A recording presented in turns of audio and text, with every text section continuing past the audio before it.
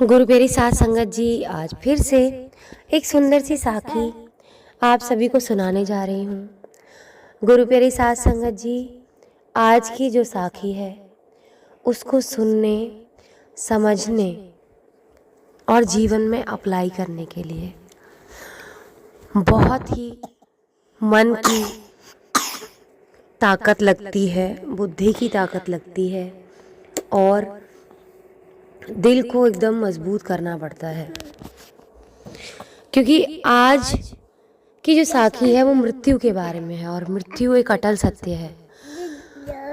हम सब जानते हैं कि मौत एक ना एक दिन आनी है, लेकिन जब आती है ना तो इसकी एक्सेप्टेंस में यानी कि इसको स्वीकारने में हमें या तो बहुत समय लग जाता है या हम इससे बाहर नहीं आ पाते। और कई बार लोग जिंदा रह के भी इससे डरते हैं, ये सच जान के वो और डरने लग जाते हैं। लेकिन आज की ये साखी सुन के सबके मन से ये डर निकल जाएगा। दूसरा, ये बात और गहरी हो जाएगी कि मृत्यु एक ना एक दिन आनी ही है। हम जो शोक मनाते हैं, हमें दर्द होता है ना, एक ना एक दिन ये सबको होना है।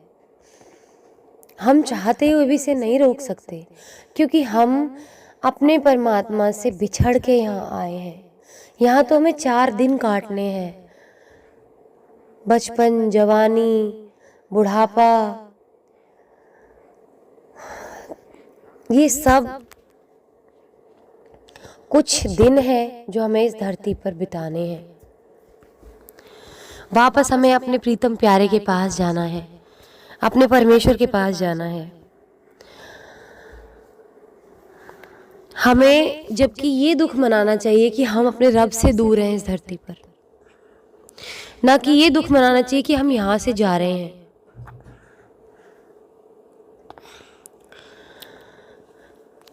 गुरु प्यारी साध संगत जी,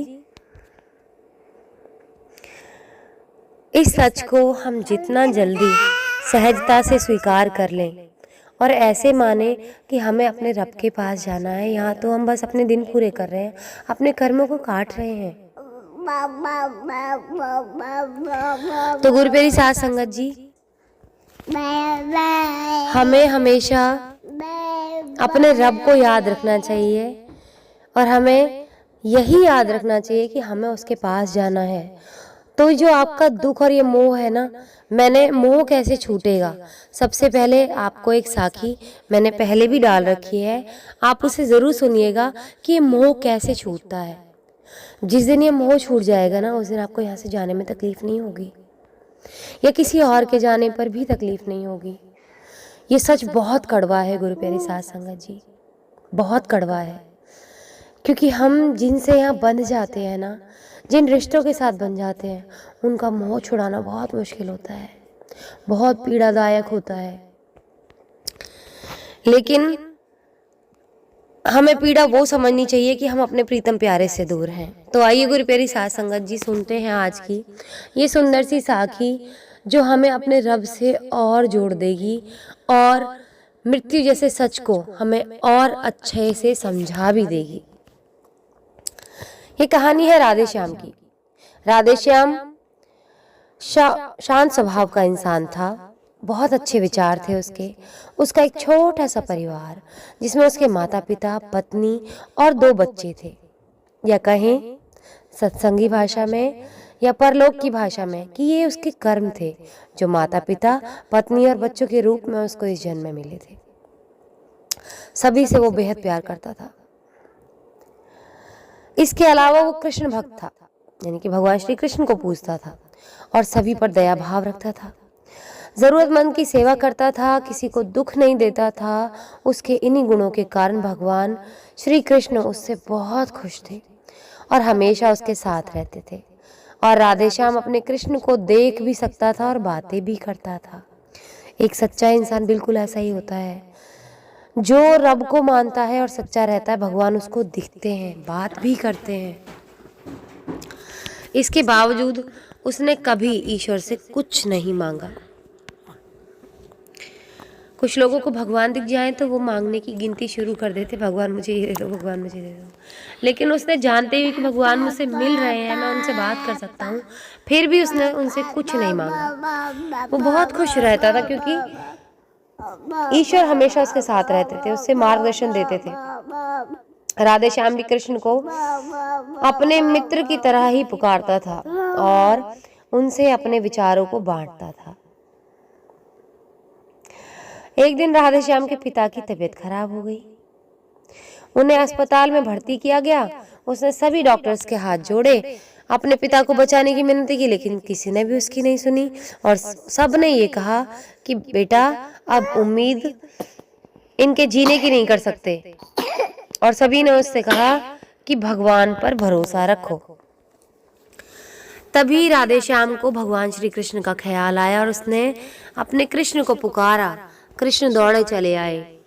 राधे श्याम ने कहा, हे दोस्त, तुम तो भगवान हो, मेरे पिता को बचा सकते हो, बचा लो मेरे पिता को। भगवान श्री कृष्ण ने कहा, बेटा ये मेरे हाथ में नहीं है, अगर मृत्यु का समय होगा तो होना तय है। इस पर राधे श्याम नाराज हो गया और भगवान श्री कृष्ण से लड़ने लगा, गुस्से में उन्हें कोसने लगा। भगवान ने भी उसे बहुत समझाया पर उसने एक ना सुनी। तब भगवान श्री कृष्ण ने उससे कहा कि दोस्त, मैं तुम्हारी मदद कर सकता हूँ, लेकिन इसके लिए तुम्हें एक काम करना होगा। राधे श्याम ने तुरंत पूछा, कैसा काम? कृष्ण ने कहा, तुम्हें किसी एक घर से मुट्ठी भर ज्वार लानी होगी और ध्यान रखना होगा कि उस परिवार में से किसी की भी मृत्यु ना हुई हो।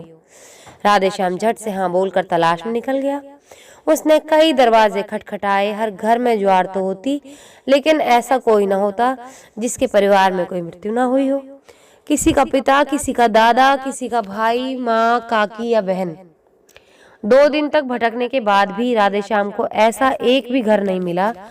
तब उसे इस बात का एहसास हुआ कि मृत्यु एक अटल सत्य है, इसका सामना सभी को करना होता है, इससे कोई नहीं भाग सकता। और वो अपने व्यवहार के लिए कृष्ण से क्षमा मांगता है और निर्णय लेता है जब तक उसके पिता जीवित हैं उनकी सेवा करेगा।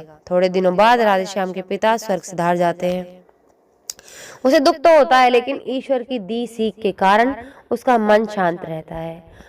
तो गुरु प्यारी साथ संगत जी, हम सभी को इस सच को स्वीकार करना चाहिए कि मृत्यु एक अटल सत्य है, उसे नकारना मूर्खता है।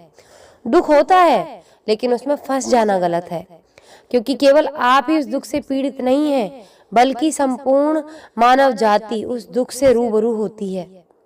ऐसे सच को स्वीकार कर आगे बढ़ना ही जीवन है। कई बार हम अपने किसी खास के चले जाने से इतने बेबस हो जाते हैं कि सामने खड़ा जीवन और उससे जुड़े लोग हमें दिखाई ही नहीं पड़ते। ऐसे अंधकार से निकलना मुश्किल हो जाता है।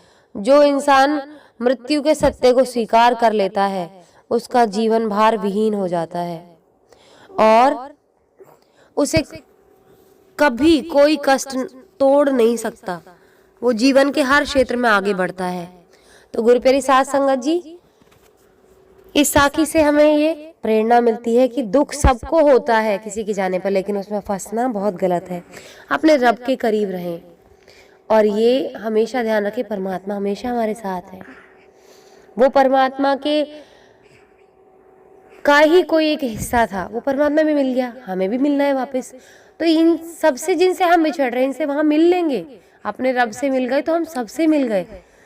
तो चिंता ना करें, रोए ना, घबराए ना, आपके परमात्मा आपके साथ है हमेशा। आज इसी के साथ इस सुंदर सी साखी को ये समाप्त करना चाहूंगी। मिलती हूँ आपसे अपनी अगली वीडियो में नई साखी के साथ। तब तक के लिए खुश रहें, सुमिरन करते रहें, सच्ची सेवा करते रहें।